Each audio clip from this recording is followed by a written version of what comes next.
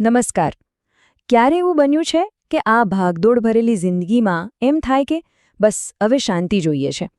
તો આજે આપણે એ જ આંતરિક શાંતિની દુનિયામાં જઈશું અને સમજવાની કોશિશ કરીશું કે ખરી ફુરસત આખરે છે શું. ચાલો આપણે આ સફરની શરૂઆત હેમંત શાહની આ ખૂબ જ ઊંડી પંક્તિઓથી કરીએ. આમ નહોતો શ્વાસ લેવાનો સમય, પૂતળું જ્યારે બન્યો ફુરસત થઈ. વાહ! આ બે લીટી આપણને વિચારતા કરી દે છે કે આપણે જે ફુરસત શોધી રહ્યા છીએ એ ક્યાંક સ્થિર થવામાં તો નથી છુપાયેલી ને? તો કવિતામાં આવતું આ પૂતળું આપણને એક બહુ જ જરૂરી સવાલ પૂછે છે. આખિર આ શાંતિ છે શું, જેની આપણા સૌને આટલી બધી તલાશ છે, અને શું એને ખરેખર અનુભવી શકાય છે? ખબર છે, આપણી એક ગેરસમજ શું છે? આપણે છે ને નિવૃત્તિ, શાંતિ અને આરામ આ બધા શબ્દોને એક જ માની લઈએ છીએ. પણ સાચી આંતરિક શાંતિ મેળવવાનો પહેલો જ કદમ એ છે કે આ શબ્દો વચ્ચેનો જે નાનો નાનો ફરક છે ને એને સમજવો. ચાલો આ ફરકને જરા નજીકથી જોઈએ. શાંતિને બરાબર સમજવા માટે એના 4 અલગ અલગ સ્વરૂપોને સમજવા જરૂરી છે. તો ચાલો એક પછી એક એને જાણીએ. જુઓ, પહેલો શબ્દ છે નિવૃત્તિ. આનો એકદમ સીધો સાદો અર્થ છે કોઈ કામમાંથી, કોઈ જવાબદારીમાંથી છૂટા થવું, જેમ કે રિટાયરમેન્ટ. આ એક શારીરિક અવસ્થા છે જ્યાં આપણે કામથી દૂર થઈએ છીએ, પણ મનથી એ જરૂરી નથી. બીજો શબ્દ છે નચિંતતા. હવે આ એક માનસિક અવસ્થા છે જેમાં કોઈ જાતની ચિંતા કે ટેન્શન નથી હોતું. એકદમ હળવાશભર્યું મન, જાણે માથા પરથી કોઈ મોટો પથ્થર હટી ગયો હોય એવી ફિલિંગ. ત્રીજો અને સૌથી મહત્વનો શબ્દ છે શાંતિ. આ એક બહુ જ ઊંડી આંતરિક અનુભૂતિ છે.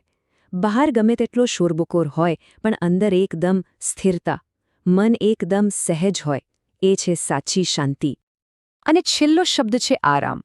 આમાં શરીર અને મન બંનેની વિશ્રાંતિ આવી જાય. એવો આરામ જે આપણને રિચાર્જ કરી દે, અંદરથી ફરી તાજગી અને સ્ફૂર્તિ ભરી દે. તો આપણે આ બધા શબ્દોના અર્થ તો સમજી લીધા, પણ મોટો સવાલ એ છે કે આ શાંતિનો અનુભવ કરવો કેવી રીતે? અને તમને જાણીને નવાઈ લાગશે, પણ આનો જવાબ ક્યાંય બહાર નથી, પણ આપણા પોતાના મનની અંદર છુપાયેલો છે. આ વાતને વધુ સારી રીતે સમજવા માટે ચાલો સદીઓ પાછળ જઈએ અને મહાન ગ્રીક ફિલોસોફર સોક્રેટીસની એક ખૂબ જ પ્રખ્યાત વાર્તા સાંભળીએ. આ વાર્તામાં જ શાંતિનો અસલી મર્મ છુપાયેલો છે. તો વાર્તા કંઈક એવી છે કે એક વ્યક્તિ જે કદાચ આપણા બધાની જેમ જ શાંતિની શોધમાં હતી, એ સોક્રેટીસ પાસે પહોંચી અને એણે પણ એ જ સવાલ પૂછ્યો જે આપણા મનમાં ક્યારેક ને ક્યારેક આવે છે કે ગુરુજી, આ શાંતિ મળે ક્યાંથી? હવે જુઓ, સોક્રેટીસે કોઈ લાંબુ ચોળો લેક્ચર ના આપ્યું. એને લઈને સીધા એક નદી કિનારે ગયા અને બસ એટલું જ કહ્યું, આ પાણીને ધ્યાનથી જોયા કર. જરા વિચારો, શાંતિ શીખવા ગયા હોઈએ અને કોઈ બસ નદી જોવાનું કહે, કેવી ઉત્સુકતા જાગી હશે. થોડીવાર શાંતિથી નદીના પ્રવાહને જોયા પછી સોક્રેટીસે એક બહુ જ સરળ પણ ગહન પ્રશ્ન પૂછ્યો. શું દેખાય છે? આ સવાલ માત્ર એ વ્યક્તિ માટે નહોતો, એ આપણા સૌ માટે છે કે આપણે આપણી આસપાસની દુનિયાને કેટલી ધ્યાનથી જોઈએ છીએ. અને પેલી વ્યક્તિનો જવાબ સાંભળવા જેવો છે. એણે કહ્યું, પાણી ક્યાંક એકદમ શાંત અને સ્થિર છે, તો ક્યાંક એની લહેરોમાં ઉછાળ છે, ચંચળતો છે. કેટલું સચોટ અવલોકન! અને બસ આ જ જવાબમાં આખી વાતનો સાર આવી જાય છે. અને ત્યારે જ સોક્રેટીસે જીવનનું સૌથી મોટું રહસ્ય ખોલ્યું. એમણે કહ્યું, આ જ તું શાંતિનું રહસ્ય છે. જ્યારે જીવનની નદીમાં તોફાન આવે, લહેરો ચંચળ હોય, ત્યારે મનને સ્થિર રાખવાનું. અને જ્યારે બધું શાંત હોય ત્યારે ઝડપથી કામ કરી લેવાનું. મતલબ કે સાચી શાંતિ બેલેન્સમાં છે, અશાંતિમાં સ્થિરતા અને શાંતિમાં સક્રિયતા. ભલે આ વાર્તા સદીઓ જૂની હોય, પણ એનો બોધ આપણા આજના ફાસ્ટ ટ્રેક જીવન માટે એટલો જ, બલકે એનાથી પણ વધારે જરૂરી છે. તો આનો આપણા જીવનમાં શું મતલબ થાય? બહુ સિમ્પલ છે. જ્યારે જીવનમાં મુશ્કેલીઓ આવે, ચારે બાજુ અંધાધૂંધી હોય, ત્યારે આપણે અંદરથી એકદમ શાંત અને સ્થિર રહેવાનું છે. અને જ્યારે સમય સારો હોય, બધું બરાબર ચાલી રહ્યું હોય, ત્યારે આળસ કરવાને બદલે પૂરા જોશ અને ઉત્સાહથી કામ કરવાનું છે. હવે આ બધું સમજ્યા પછી પણ એક સવાલ તો મનમાં રહી જ જાય. આપણી આ આંતરિક શાંતિ વારંવાર ભંગ કેમ થઈ જાય છે? એવું તો શું છે જે આપણી પાસેથી આપણી શાંતિ છીનવી લે છે?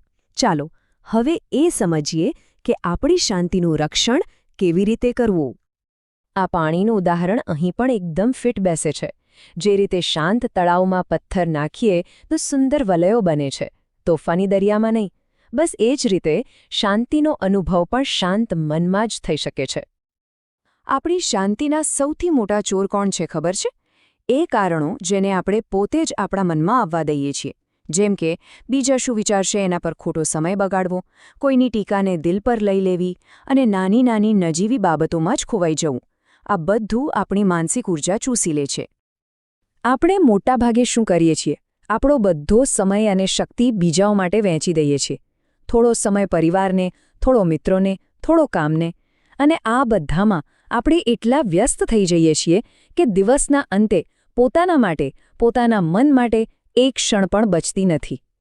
તો આનો ઉપાય શું? ઉપાય બહુ જ સરળ પણ ખૂબ જ અસરકારક છે.